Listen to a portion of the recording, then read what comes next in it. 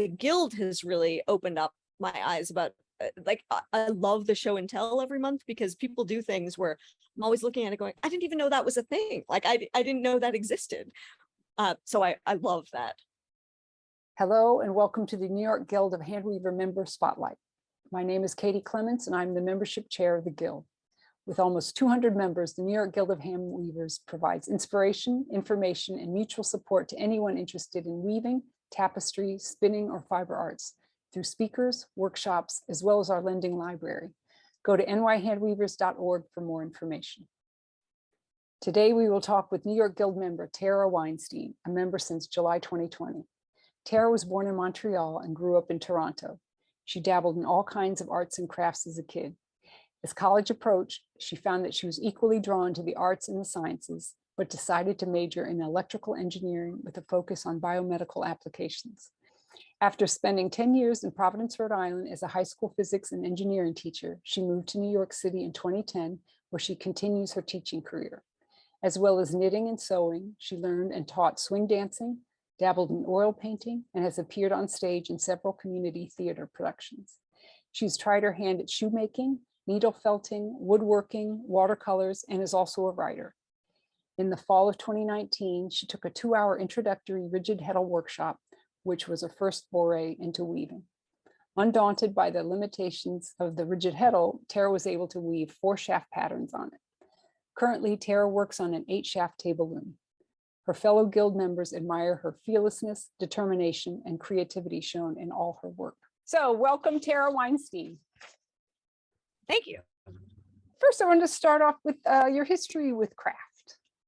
I mean, I think it's something that I've always done to some extent. So as a kid, you know, I was always making things, and I spent a couple of summers as a kid with my mother and my brother in a little town in Quebec with a population of like 500 people. And so when we were packing for all of that, I packed a huge box of art supplies that I was going to bring.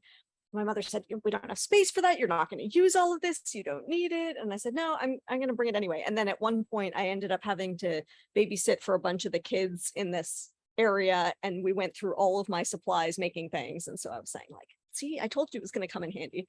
But yeah, so it's something that I've always done. And as I ended up specializing in science, it was something that I kind of made a commitment to myself that was always going to be part of my life. But it's taken different forms at different points. So I've gotten into different sorts of arts and crafts at different points. In college, you saw a sweater in a catalog. I did. Tell me about that. So that was the start of the fiber arts. So I think I was in my junior year in engineering, and I was flipping through an LL Bean catalog, and there was this beautiful fisherman's sweater with all the cabling. And I thought, oh, I'd love to have that sweater, but it was considerably out of my student budget. So I figured, well, you know, it can't be that hard to make it. So the next day on my way home from school, I stopped by like a little craft shop, and they had yarn. And so I found a pattern that looked, you know, reasonable, I thought. And I bought the yarn specifically that the pattern called for, because I didn't know anything about, you know, choosing different yarns. So it ended up not being the best yarn, but that was fine. And I also picked up a little pamphlet on Learn to Knit. So I made the sweater, and the only problem with it was I didn't understand the sleeve increase instructions, where it was, you know, do this on the first row and then every following 4th row. And so I thought it was every 1st and 4th. So the sleeves really kind of ballooned out. But I wore the sweater anyway. So I wore it for years. Sounds like you faced a choice when going into college. So what was that? Tell me about choosing to study science instead of the arts. So I figured science was not something that I could do on my own. So I for undergrad, I went into engineering. So electrical engineering with a focus on biomedical applications. And that's not something you can do on your own. Whereas I figured all of the artistic parts and study of humanities and all of that, that is something that you can do on your own a lot more. So that was ultimately the deciding factor. So you currently work as a physics and engineering teacher. Does being a student of any craft, dancing, weaving, that type of thing, affect the way you teach? And does being a teacher affect the way you learn? Definitely. So the reason I got into weaving in particular was I tried I try to take classes in all kinds of things where I am a complete novice as often as possible, because I think it's important to remember what it's like to be totally new to something. And so that was actually how I found weaving. So it was over Labor Day weekend in 2019. And so I saw there was this like 2-hour workshop that was being offered in using a rigid heddle loom. And I didn't even know what that was. And I was like, perfect, this is something I know nothing about. It'll be great. So that was actually how I found weaving, because I was specifically looking to be a student in something. So I mean, I take a lot of random classes anyway, but it just felt like it had been a while since I had been completely new, as opposed to taking, like a more intermediate level class in something. The other part of your question with does being a teacher affect how I am a student? I was always a very impatient student when I was younger. Like once I understood something, I didn't know why the teacher would necessarily be giving more examples or going through, and it was a little bit self-centered, like not being aware that maybe I've understood this part and somebody else hasn't figured that part out. And, the situation would be reversed later, where I would be in need of additional examples where somebody else might have already fully understood something. So I think I am a slightly less impatient student now, but really only slightly. Well, you've really run with weaving. And so was there something about weaving that enabled you to dive in to it? I mean, I had a lot of fiber arts experience already because I've been knitting for so long. And I had some very limited sewing experience. And so as soon as I started weaving, so this workshop that I mentioned, once I could see how the rigid heddle loom worked and in terms of creating the sheds and all of that kind of stuff, I asked the instructor, oh, so could you add additional heddles to change the weaving structure? And she said, no. So I said, well, but it seems like you could, and I was trying to explain. She said, no, that's not something you can do. Like, if you want to do that, you need these other kinds of looms. I was like, well, that doesn't make any sense. So,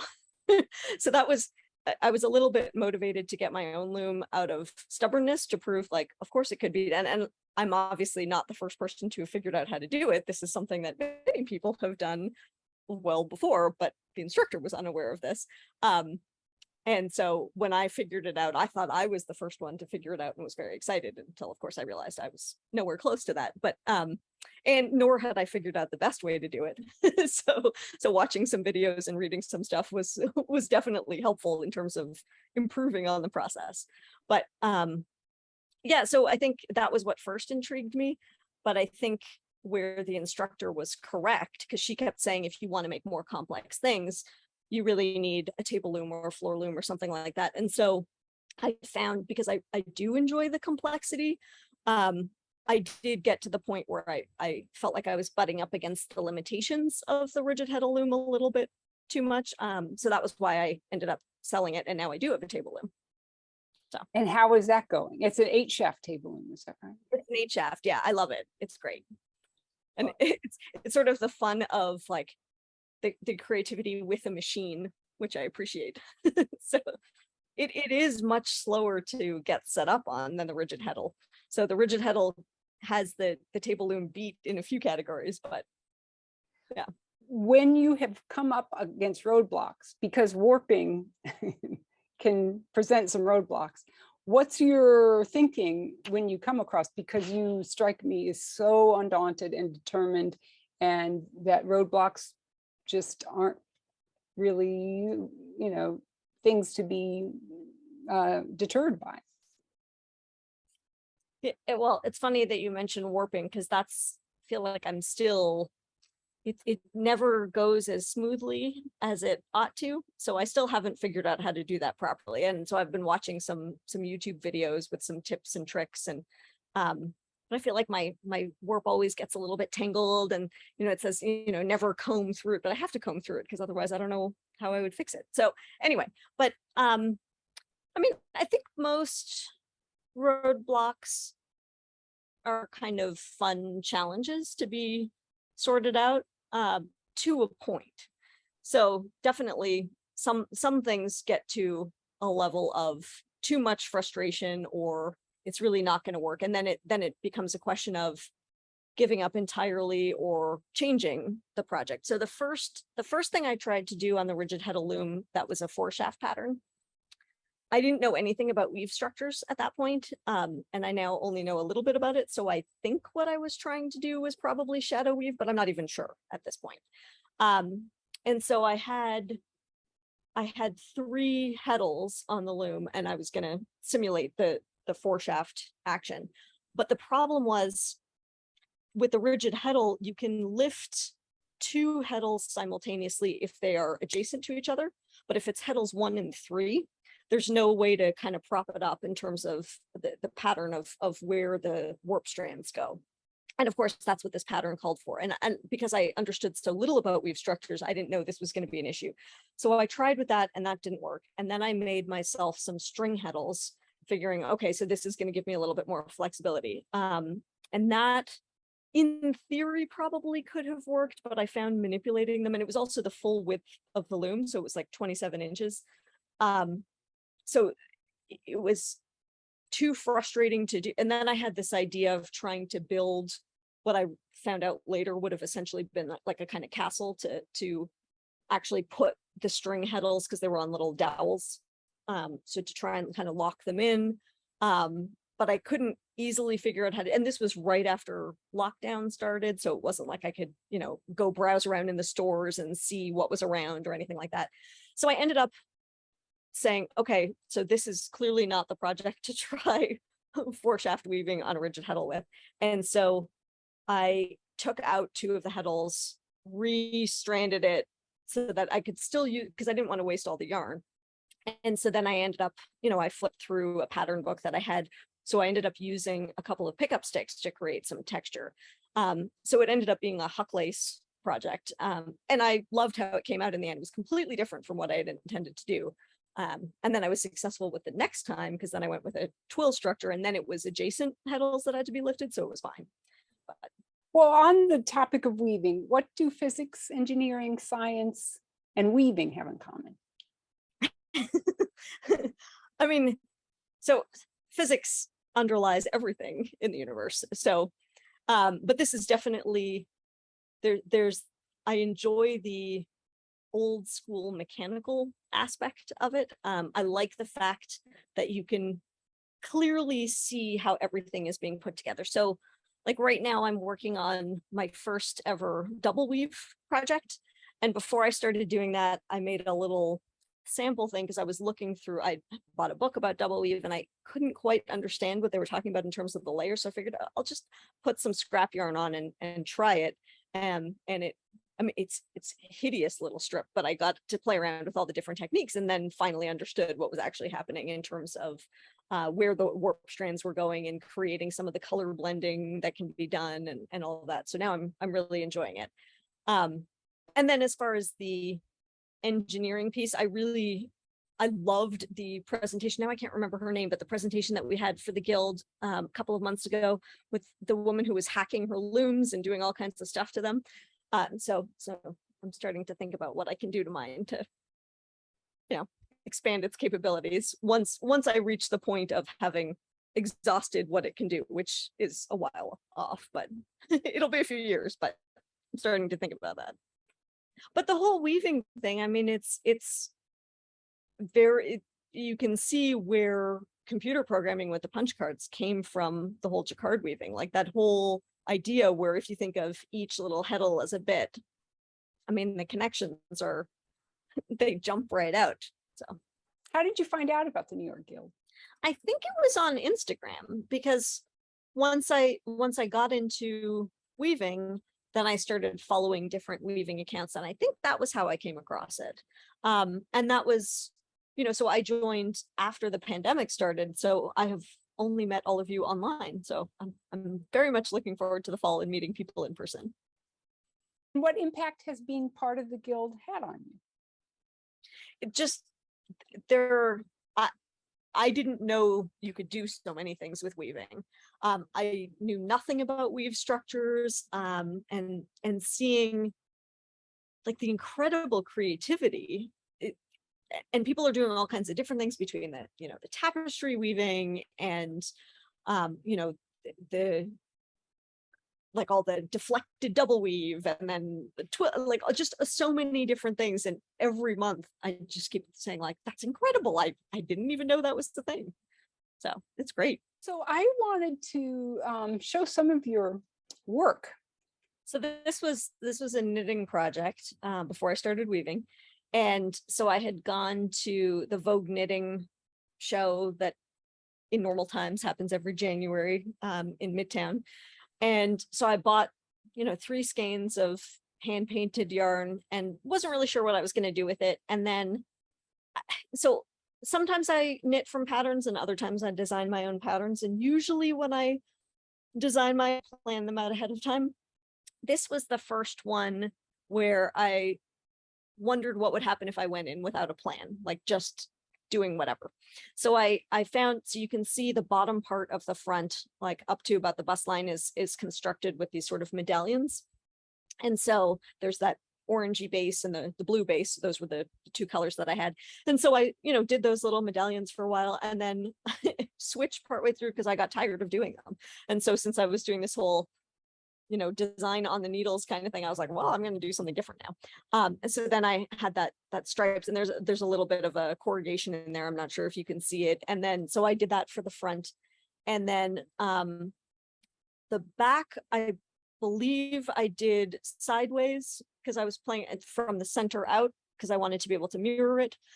And then the sleeves, I put a little bit of eyelet detail in there. So it was just, and I didn't write down any of it, so I would not be able to recreate it now without reverse engineering it. But anyway, so yeah, and it was, I really had a lot of fun with it. Like there was the freedom and just like, now I'm going to just do something different and see how it works. And I liked how it came out.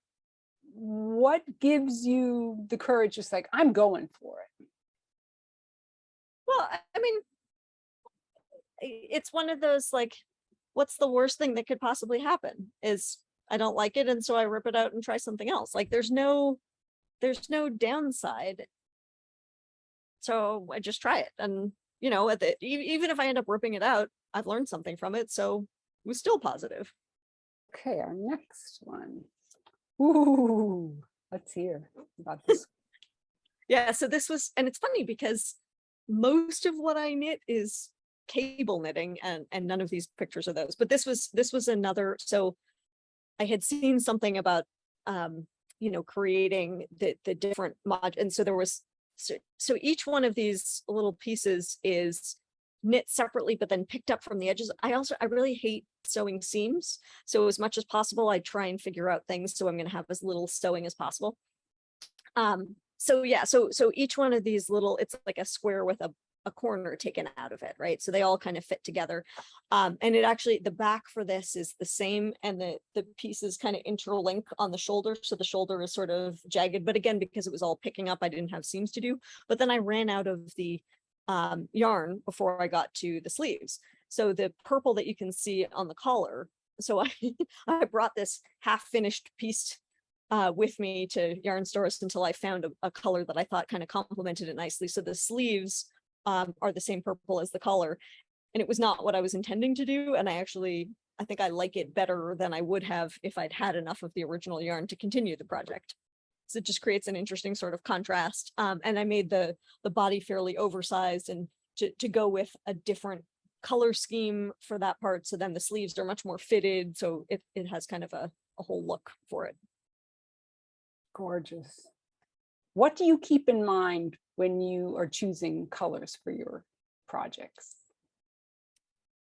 I just really like color. I like a lot of color. I like bright color. When I was first moving to New York, one of my friends said, "So are you going to have to start dressing all in black now?" I was like, "No, why would I do that?" So yeah, I don't, not that I'm consciously aware of. Oh, tell me about this, because I want to hear about this. So I got into knitting because I wanted the sweater. And so most of what I knit tends to be sweaters or gloves and hats and that kind of thing. But I also, my niece and nephews request a lot of stuffed animals. And so this was for my youngest nephew. So this was for when he was born. So he hadn't requested this particular one. But yeah, so this was just a little monkey, and it was really fun to do. This one I followed a commercial pattern, so I did not design this one. But I like finding just the right yarns for the stuffed animals, and sometimes I try and make them a little bit more realistic. Like this is largely realistic in coloring, although you could say that the facial expression not so much. But sometimes it ends up being wackier. So my other nephew once asked for a rainbow cow, so that's what he got. And so but yeah. Okay, so the next one. Oh, please I want to hear about this one. So I took a figure sculpting class at the 92nd Street Y that I really enjoyed. And so, we spent the first few weeks, we had a live model who was there, who was great. And it was the same model every week. And so we spent the first few weeks just making little pieces. And so, you could focus on the whole body, or just do a hand or whatever it was. And then we were supposed to work on our final projects. And so again, it was supposed to be either a whole body or a section of a body, but I had this idea that I wanted to create a more fantastical beast where I just wanted the head and the feet. And I wasn't sure if it was going to work. So I made those separately. And then I had to create, there's like a cone that actually comes up from the feet that fits into an opening in the head so it can lock together. And so I locked it together after glazing them so that I could glaze them differently. And yes, so it now sits on the table near me. Oh, this one struck me the most, I think, of all the non-fiber projects. So tell me about the shoes. Yeah, so a friend of mine mentioned she had taken a shoemaking class, and so I said, shoemaking. I didn't even know that was a thing you could take a class in. That sounds great. So she told me where, and it was at the JCC. So I said, okay, great. So I signed up for the shoemaking class, and the instructor was excellent. It was a 12-week class, I think. So 3 hours each time. Takes a long time to make shoes. And so the plan was she was going to have everybody make ballet flats. But I said, I don't wear ballet flats. I don't find them comfortable. I'd really like to make something else. And so she said, well, see if you can sketch what you want to make. So I said, okay. So I sketched something that looked kind of like this. And she said, yeah, okay, I can help you figure that out. And she operated, so nobody was working from a pattern. Everybody was sketching and designing their own shoes, which was amazing. And the thing that I found most intimidating about the process is you can't try the shoes on until they're done. So you build them around a last, and it's a whole involved process. And so I had no idea if they were going to fit or be comfortable until the whole thing was over. And they do fit, and they are, I mean, they're not as comfortable as like sneakers or something, but they are comfortable. So yeah. And so the only part that I didn't do myself was putting the sole on. We had to take them to a cobbler who would put the sole on, because the instructor for the course, she didn't want us to be exposed to all of the toxic solvents that were necessary to glue all of that. So. Well, how has living in New York inspired you as a creator? I've wanted to live in New York since I was a kid. I felt like every book I read was set in New York. And so I always wanted to live in New York. And I didn't really think it would be doable. I thought it would be too expensive and all that. And once I figured out I could do it, then I moved. And I love it. I mean, where else would I be able to take a shoemaking class? And, it's one of those things. I don't do this so much anymore, but for the first few years that I was living here, if I was in kind of a cranky mood, sometimes I would just take the subway and get off at a random stop. And the plan was walk until you find something very unusual and then go home. And so, one time I found a store that sold only salt and chocolate.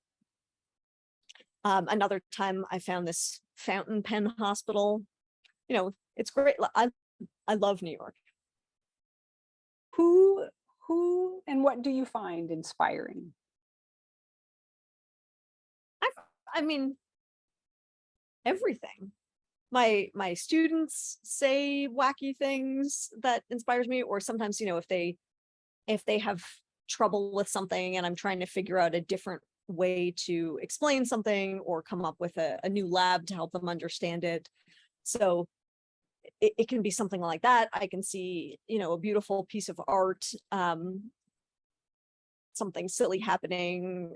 I read all the time, so I'm constantly reading things. I listen to a lot of podcasts and get ideas from that. So I think anything can be a source of inspiration. How did being a craftsperson affect the way you experienced the COVID lockdown? I think it was one of the things that made it a little easier for me than for other people. I mean, I also, I don't have kids, which also makes things easier. But at the beginning of the lockdown, I was teaching my students online, which I had never done before, and certainly is not the way that I want to do things. And I was used to going out a lot, for dancing, seeing friends, all kinds of things like that. So I had never spent that much time just alone. But it was, I had stuff to do. Like I didn't feel like I was just sitting around doing nothing. It was one of those like, okay, well, I've talked about like, oh, I wish I had more time to work on some of these projects. And now I have more time to work on some of these projects. So I guess that's what I'll do. And I had just started weaving, a few months before. So I had started in the fall of 2019. And so it was kind of nice to have like a new thing to work on and to really delve into, in addition to the ones that I was more comfortable with. I also started taking watercolor classes over Zoom. So I got very into that and did a lot of painting.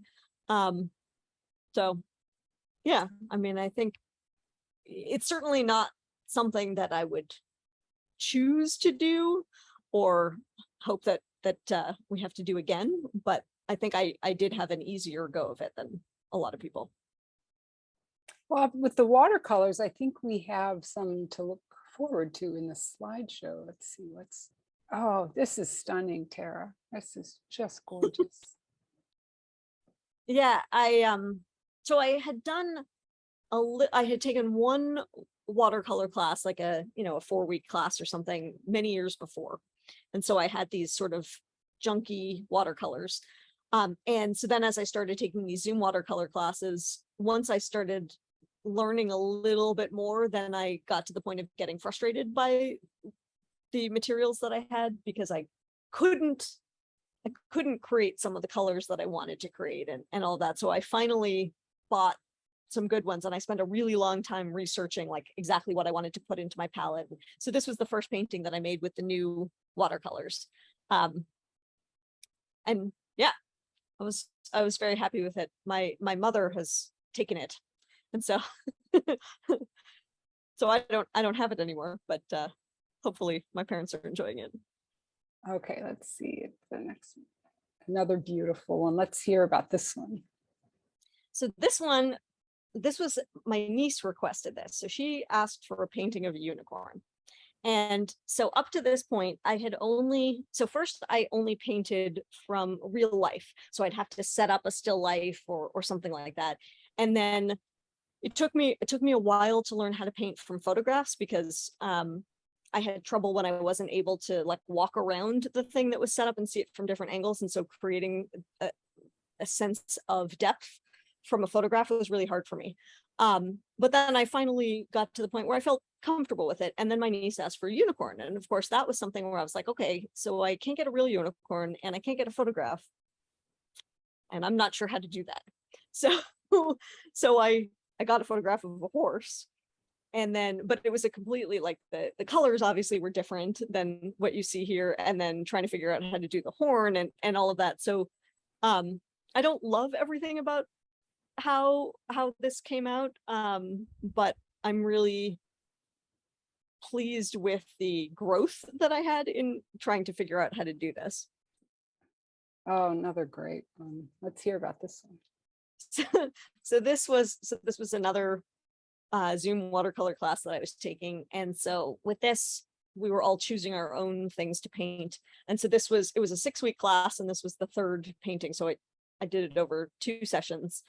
And we were supposed to, take a photo of whatever it was we were painting, and we put it in these Google Drive folders so the instructor could see the photo, and then we had to upload pictures along the way of the progress. And so everybody else in the class was painting, like flowers, or somebody was painting a really beautiful peacock. There were just all these lovely, serene paintings. And I thought, and this was, still during lockdown. And I thought, I've been cooped up in here for so long. I want something that is going to make me laugh the whole time that I'm working on it. Like, I just want to amuse myself. So I found this photo of this, drooling hippo. And I was like, this I will enjoy doing. And the instructor tried to talk me out of it because she was saying, like, this is not traditional watercolor material. And I was like, I know that's part of why I want to do it, because I just need something ridiculous right now. And yeah, so I was very happy with how it came out. And this one I actually do have hanging on my wall now. It's the only one of all the paintings that I did that I have hanging up. Talk about the importance of following your own vision. I mean, I think it's a question of, why am I, why are you, why is anyone doing something? So this is not my job. It's not something where I have to achieve a certain specific thing. All of these hobbies, and I've definitely tried to keep them all hobbies. People will suggest, like, why don't you open an Etsy store or doing something? And I don't want that layer of, it's not even pressure, but just some sense of having to do something specific. I want the freedom to do what I enjoy. And if I'm not enjoying it, I don't want to do it. So like the knitting pattern where I'm saying, okay, I was enjoying doing this particular way of knitting, and now I don't want to do that anymore, and I'm not going to. And so, yeah, I think and so, like, with that hippo painting, the instructor was giving, and she is a phenomenal artist herself, and if you look at her paintings, they're just unbelievable. And so she was giving, really good tips along the way about how to improve things. And then we got to a point where I said, okay, I think I'm done. And she said, well, you could still do blah, blah, blah, blah, blah. And I said, I think you're right. And it would be a better painting if I did that, but I wouldn't enjoy it. And I'm here to enjoy what I'm doing. And so I'm done.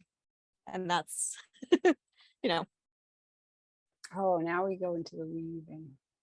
So this is the piece that I referenced earlier, where it was supposed to have been my first 4-shaft pattern on the rigid heddle, and it didn't work. And so I ended up doing something with the pickup sticks. and so this was it. So it's woven as one 8-yard long strip that then I cut into 3 and stitched together. So now it's 3 times as wide. And I also didn't know you're not supposed to be able to do 8 yards on the rigid heddle loom. So it was good that I didn't know that, because if I had known, I wouldn't have done it. But since I didn't know, I did it. And it definitely, the last chunk of it was tough going, because it was really hard to fit everything around the cloth beam at that point. But it worked in the end. And so because my beading wasn't totally even when I cut it into strips, so I counted to have the same number of pattern repeats for each of the 3 sections. And they were not the same length, because I was uneven in my weaving. And so I ended up putting the longest one in the middle. And then when I hand stitched it together, I was able to ease all of it in. So there's a little bit of a ripple effect, but I figured it's a blanket. Blankets can ripple. It's fine. So, yeah. And look how happy it's making you. Exactly. Let's hear about this project. So this was the first successful 4-shaft pattern on the rigid heddle loom. So it was a set of dishcloths I made for my parents, and I, shipped it to them during the pandemic. Because I could, so my parents still live in Canada, which is where I grew up. And so I hadn't seen them in a while. And so I thought it would be nice to, send them something. And so it's the same warp going all the way through. And then with 4 different colors. And then I just took a different one of the colors as the weft for each one of the towels. And that was really interesting for me, because it was the first time I had done any sort of twill. It was the first time that I had tried that kind of coloring. And so I learned a lot from that process. And you can see a few mistakes in the picture, but no. Oh, I remember this from the show and tell. I think you got a lot of gasps of like wonder and admiration. Let's hear about this one. So this one of the things I really wanted to do with the weaving was to create things I could wear. And so, so this was the first time I tried weaving yardage to then cut and sew. And it was also a test of my seamstress skills, which there are some things that are not quite perfect in that, but that's fine. So this was on the rigid heddle loom. So I used 2 heddles in order to get finer cloth. So to get a greater density than you could get with the single one. And yeah, so again, this is 4 colors. And so it was a constant for the warp. And then I just at random intervals just changed it for the weft. So all the bands are of different widths and thicknesses and all of that kind of thing. And I changed the pattern a little bit when I was sewing it up. So I gave it some side vents so it would fit a little bit more comfortably. And then if you see the little green piece at the very top by the neck, so that was where the instructions for the neckband were incorrect in the sewing pattern. And so at one point, I was FaceTiming with my mother because she's a much better seamstress than I am. And so when I couldn't figure out what was supposed to happen, I showed her the instructions and the pieces and all of that. And she agreed, like, it didn't make any sense. So I ended up figuring out something that would work with the pieces, but it was just a little bit short. So that little green tab was to cover where something didn't quite fit, that I have decided is a design element. So. Ooh, let's hear about this one. So this was a chuppah for a friend who was getting married. So she was supposed to get married originally in spring of 2020, which did not happen. And then it was rescheduled, and then that didn't happen. And so eventually when they were finally able to do it in the lull between Delta and Omicron, so I had offered to make the chuppah. And so this was done in 2 pieces that I then sewed together. And so the warp is white, and then the weft is a gradient yarn that you can see fades from the white all the way to the blue. And so she had said her colors were going to be blue and white. She gave me total license on what to do with that, but just wanted something that would fit in the color scheme. So she gave me dimensions and colors. And so that was what I came up with. More beautiful color. Let's hear about these. Yeah, so this was these, after I made the dish towels for my parents, I thought I should make a set for me. And so this is supposed to be like a sunrise sunset kind of thing. I had seen a pattern that was designed for 4-shaft loom. This was still on the rigid heddle, but it was also, so when I finally did figure out how to adapt the patterns for the rigid heddle that were for 4-shaft looms, adding the extra heddles, you can mimic shafts, or you can do something to work at a higher set, but not both. And so the pattern that I was inspired by was, for a very fine gauge and had 4 shafts. And so I couldn't do that. So I kind of made up my own, it's a sort of herringbone twill kind of thing. And so again, it's the same warp for all 4 of them. And then each one is picked up for the weft. And yeah, I was pleased with how they came out. Oh, I love this one. Talk about this one. So this was the project that I had in mind when I started weaving. And it took a year and a half or 2 years before I was finally able to do it. And I knew I couldn't do it earlier than that. Like there were too many steps along the way. So I bought this yarn at Rhinebeck Sheep and Wool in 2019. So I had taken this weaving class, but didn't yet own a loom. And so, like I said, I had this project in mind. And so I had this idea that I wanted to weave the body and knit the sleeves. And so, but I had to figure out first how to do twills and all of that kind of stuff. And the yarn was expensive. So I needed to wait until I felt like I knew what I was doing before I used it. So anyway, so I did in fact do that. So I wove the body, and I did an experiment where I tried to see if I could create a neck opening in the weave. So when I got to the neck part of it, I had 2 shuttles. And so I sort of staggered it and created a space, partially as a way of trying to conserve the yarn because it was expensive. And also I was just curious to see if that could be done. So I still had the warp strands going through there that I was going to cut out. It turned out it didn't work perfectly, partially because I severely underestimated how much everything would draw in once it was taken off the loom. So the neck opening was just too small. So I ended up having to cut a larger opening. But it did, having that space made it easier to more symmetrically cut the opening because I already had something essentially marked off. And I did save a little bit of yarn, so that was good. And so as part of the whole thing with the drawing that I was describing, you can see a little bit on the left-hand side of the picture where there are some knitted stripes on the side. So again, because I wanted to conserve stuff, so I didn't know what I was going to do as far as the armholes. So the woven part just goes, it's one piece that goes up the front, and then there's the opening and down the back, and then I knit up the sides so that that was going to create a little bit more of a fitted structure for the armholes so that they could be set-in sleeves. And so I knit that, and then I knit the sleeves down. Great design. I remember all the oohs and ahs at the show and tell. And more oohs and ahs at the show and tell from this piece. Let's hear about this one. So this was the final project for my rigid heddle loom. And it's funny because this was the simplest weave that I think I did on it, because it was just plain weave. But again, I was trying to weave yardage to make something. And this was another project that I'd had in mind for a while. So it's the same warp throughout, and then I just switched the weft. And so I had this idea that I was going to do the body with the darker weft, and then, you know, the sleeves and the hood and all of that with the lighter one.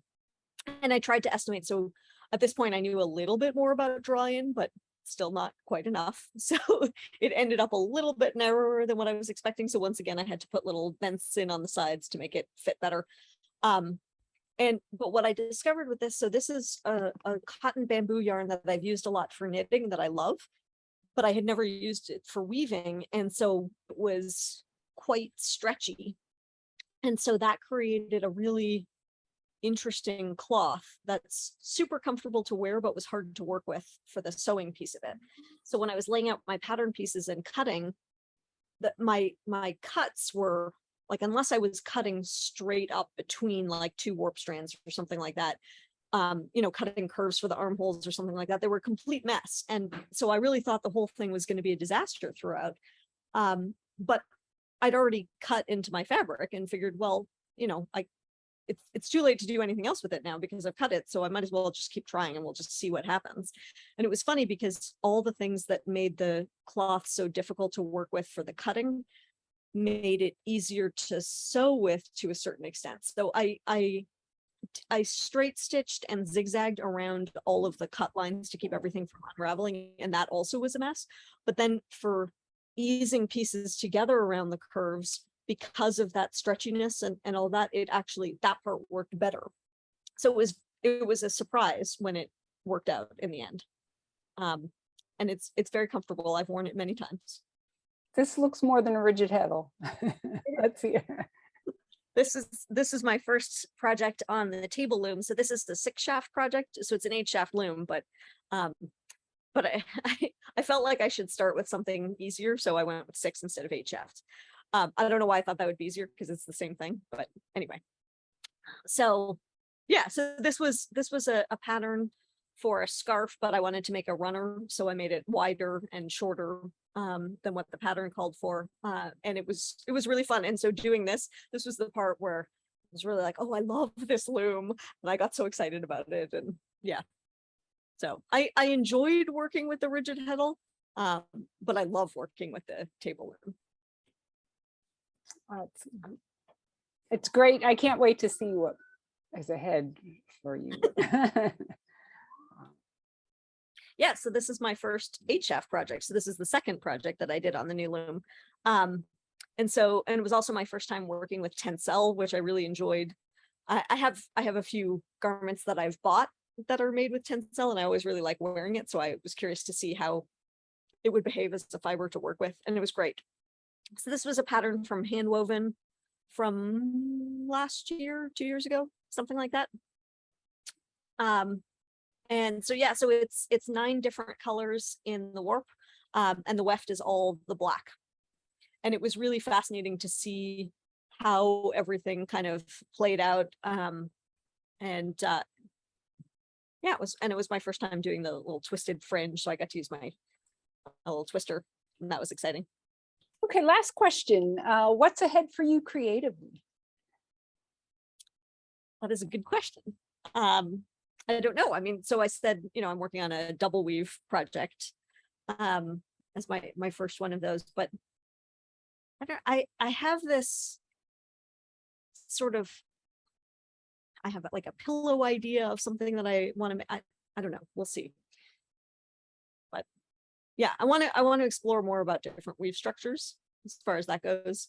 Now that more things are starting to come back, I want to start taking some in-person classes instead of just Zoom classes. So we'll see. Well, thank you, Tara. Thank you, Katie. And thanks for watching. If you liked the video, please like, comment, and share, and subscribe to the New York Handweavers Guild YouTube channel. If you're interested in joining the New York Handweavers Guild, please go to nyhandweavers.org. See you in the next video. Until then, in the words of Madeline Vanderhoot, happy weaving.